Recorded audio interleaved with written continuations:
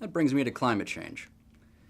What you're looking at here is a chart of which countries have managed to reduce emissions and which have increased emissions from a base year of 2000 all the way to 2013. Now, the US is right here. They've done reasonably well. They're below the zero line, which means that they have reduced emissions since 2000 to 2013. But again, since President Trump announced U.S. intent to withdraw from the Paris Agreement, there's been a lot of speculation that perhaps China might fill that leadership gap. Well, can China lead on climate change? Perhaps, but not without help, particularly when you consider that China's right here. The reason why they managed to become the country that increased emissions over that time span more so than any other country, among other things, aside that is from their unprecedented rapid economic growth, is use of coal.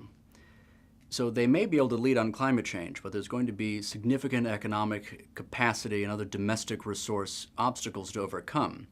But it is a global effort. It is a community effort, something of an all or nothing proposition.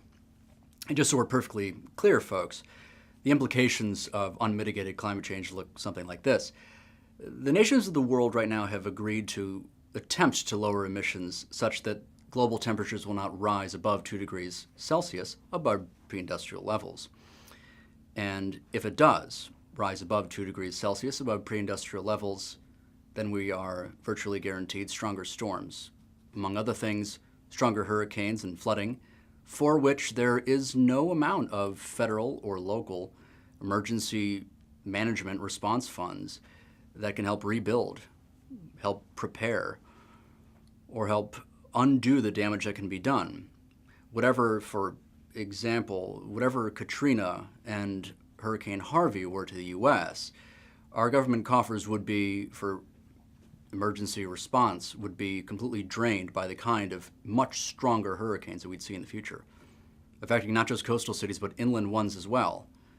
And if we get anywhere near 4 degrees Celsius above pre-industrial levels, well, global agriculture begins to fail. And from there, famine.